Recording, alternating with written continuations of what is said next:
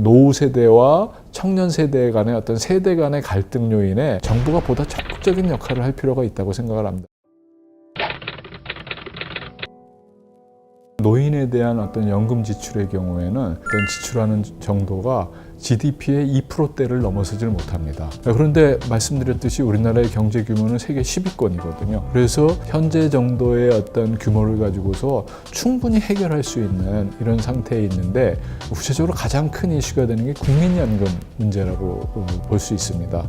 우리나라가 초기에 제도를 설계할 때 비교적 후한 어떤 급여를 가지고 출발을 했고요.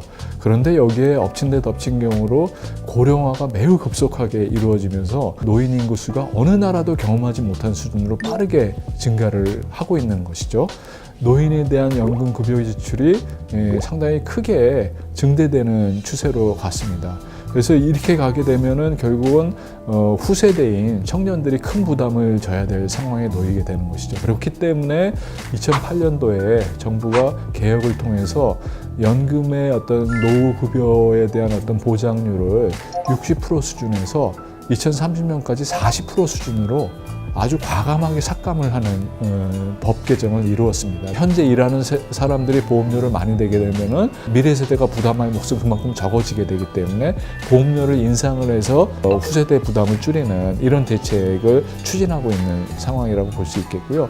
그런데 문제는 이렇게 될 경우에는 노후 소득을 충분히 보장하지 못하는 또 하나의 문제가 발생하게 됩니다. 국민연금은 청년 세대가 만족할 수 있을 정도로 어떤 후세대 부담을 줄이는 방식으로 개혁을 해나가되 이로 인해서 노후 소득 보장이 떨어지는 부분은 기초연금 제도 등을 통해서 조세를 재원으로 역할을 늘려나간다면 세대 간의 어떤 그 갈등이나 형평성 문제 없이 노후 소득 보장 제도를 지속 가능한 방식으로 만들어 나가는 길이 열릴 것이라고 저는 판단을 합니다. 국민기초생활보장제도에서 부양의무자 기준을 폐지하는 것, 이게 이제 가장 단기적으로 극빈층에 대한 지원을 확대할 수 있는 방식이고요. 더 나아가서 현재 국민기초생활보장제도의 어떤 급여 기준을 상향 조정한다면 상당히 큰 어떤 빈곤층에 대한 지원 효과를 낼 수가 있습니다. 그래서 현재 예정되어 있는 기초연금 인상이 2019년에는 노인 중에 20%에 대해서 30만 원으로 인상하고 그 다음 해는 40%까지 30만 원으로 인상하고 그 다음에는 70%까지 30만 원으로 인상하는 작업을 하고 있는데 애초에 이 단계적으로 할 때는 재원을 충당하기가 쉽지 않을 것이다라는 판단을 했는데 지금 돈이 남는 실정이기 때문에 이거를 빨리 당겨서 하면 됩니다.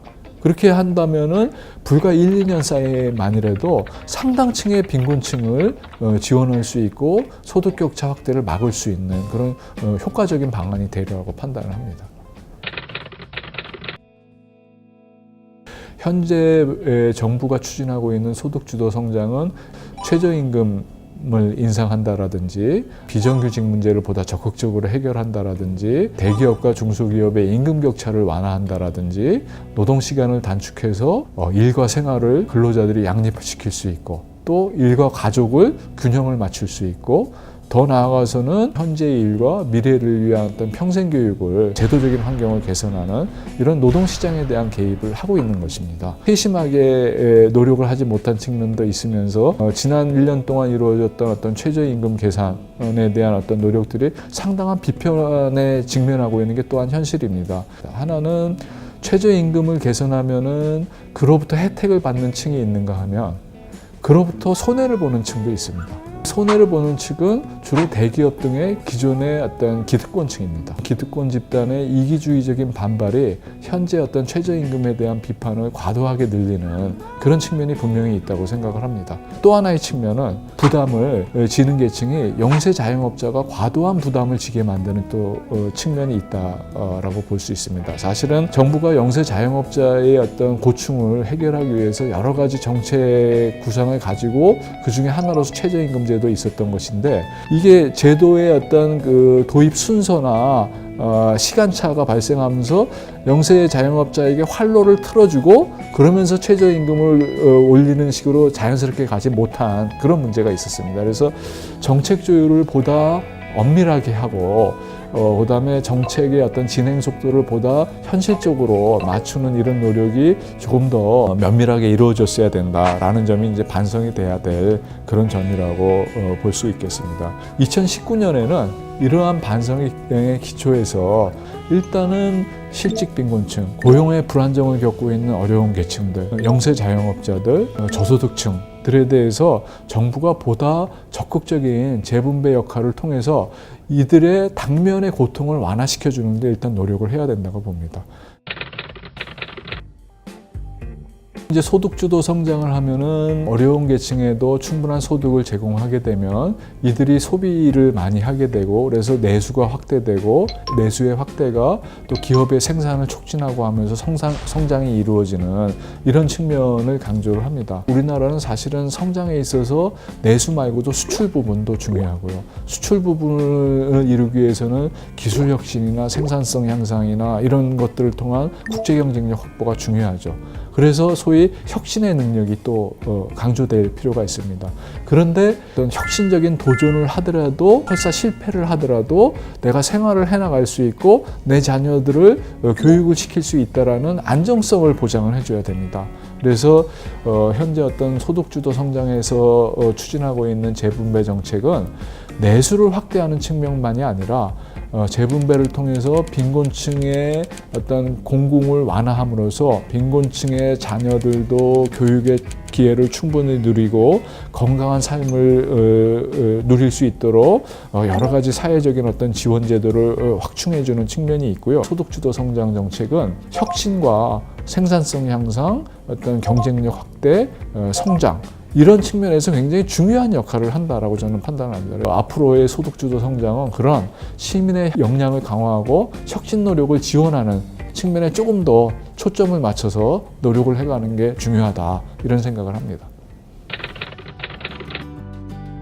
우리나라 역대 정부들의 정책은 대기업의 정부의 지원을 집중 지원해서 대기업들이 잘 되는 걸 통해서 국가 성장을, 경제 성장을 이루려는 이런 정책이었습니다. 이런 정책이 몇십 년 동안 진행이 되었고요. 그게 한때는 큰 성과를 거뒀지만 90년대 이후로는 소득 불평등을 굉장히 악화시키는 부작용을 낳고 있는 뿌리가 되고 있습니다. 그래서 현재 소득 주도 성장 정책은 이런 대기업에 편중된 정책을 교정해서 중소기업, 근로자, 영세 자영업자 그리고 일반 시민들에 대한 지원을 늘리고 소득의 안정성과 이들의 인적 역량을 강화해서 어떤 창의적이고 혁신적인 성장을 이루어나가고자 하는 이런 측면에 착안을 하고 있는 것이죠. 과거 수십 년간 우리나라를 지배했던 대기업 편중의 성장 노선을 폐기하고 중소기업과 서민, 중산층 위주의 어떤 분배와 성장의 노선으로 전환하는 큰 파라다임의 변화 를 의미합니다. 새로운 시도를 할 때는 항상 시행착오의 가능성이 있습니다. 그런데 이런 기존에 했던 일들을 답습할 때에는 시행착오의 가능성이 매우 적겠죠. 하지만 그렇게 된다면 현재의 문제는 해결할 수가 없는 것이죠. 그래서 다양한 차원에서의 시행착오가 이루어지고 있고 앞으로도 그럴 가능성이 있습니다. 정부는 이런 시행착오를 줄이기 위해서 최대한의 노력을 기울여야 되겠지만 일반 시민 여러분들도 우리가 한 번도 가보지 않은 보다 행복한 미래 사회를 위한 새로운 길을 위한 시도다라는 점을 이해하시고 적극적인 협력과 지원을 부탁드리겠습니다.